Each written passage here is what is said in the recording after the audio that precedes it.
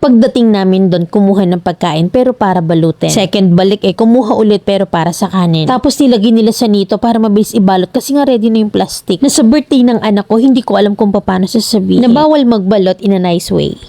Dalawa yung anak ko na maghahanda ngayong buwan. 7th birthday si panganay at ang bunso ko naman ay first birthday. Magkaiba sila ng birth date pero same month lang. Plano namin mag-asawa na pagsabayin na lang sa isang celebration. Na gusto ng panganay ko sa isang resort with close friends and relatives. Medyo kapos rin kami sa budget pero gusto naming sumaya yung mga anak namin. Na kahit na simpleng handa lang basta may pool, super happy na sila. Medyo dala na rin kasi talaga ako sa ganitong handaan. Pero dahil nga dalawang anak ko yung magbe-birthday, dahil request nga nila pinagbigyan ko na. Kinababahala ko lang kasi before, may kapitbahay kami na palaging may biyabet na hindi naman namin kilala. Tapos kanya-kanya pa ng dala. Hindi pa nga naluluto yung handa at hindi pa nga dumadating yung ibang bisita mas nauna pa silang pumunta sa bahay. May bit-bit na malaking mangkok na napag-ibigan daw ng buntis at naamoy daw yung pansit. Kaya inihingi niya. So kaming mga nanunulungan sa paghahanda nagkatinginan kaya binigyan na lang din namin. Take note na kapatid ko yung nagpakasam ng araw na yun. Kaya ako nandun at tumulong. And then one time nakasabay ko rin sila sa pag-attend ng isang birthday. Pinilit nila akong isama kasi nga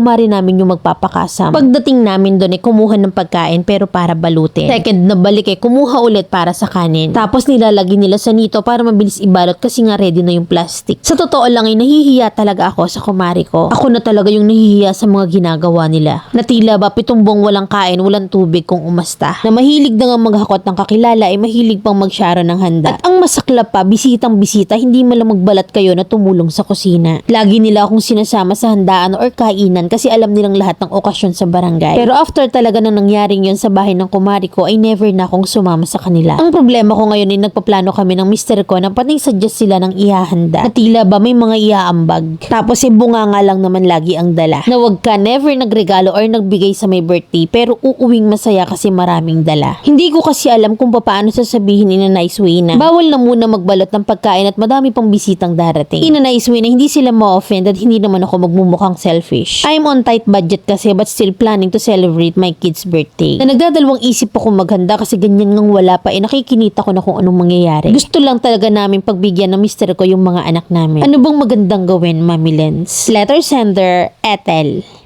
Alam mo yung ganyang klase, sabihin mo man in a nice way or garapal na pagsasabi, hindi yan makakaintindi kasi sanay na magsyawi. Ang tindi nung ginamit pa yung buntis inam na inam makapagpansit laang. Nang masaklap kapag pinagsabihan mo ikaw yung maging topic sa bawat handaan kasi feeling nila pinagramutan. Tsaka ramdam ko na yung stress na aabutin mo kapag itinuloy mo yung pakasam mo na yan. Na baka sikmurain ng mga bisita at mamuti ang mata mo kakabantay. Na alam mo naman kasi na ganyan sila magpapakasam ka pa. Inilalapit mo lang sa sakit ng ulo yung birthday ng anak mo na sana'y masaya. Na pwede naman kasi na kayo na lang yung mag-celebrate. After pandemic kasi nag-iba na rin yung mindset ng tao. Less gastos, less pagod, may peace of mind ka pa pagkatapos. Huwag ka na magpahanga sa barangay kung budget mo'y tight naman. Pero kung carry at hindi mapigilan mag-hired ka ng lookout. Ilabas ang kauntian at pagdarating ang bisita saka dagdagan. O di kaya libangin mo yung kapitbahay mong PGE ka mo nga. Malay mo baka makalimot magbalot. Or baka ito mas effective. Magpatugtog ka na lang ng kanta. Balutin mo ako ng hiwaga ng yung pagmamahal. Then itutok mo yung speaker sa handa. Malay mo tablan.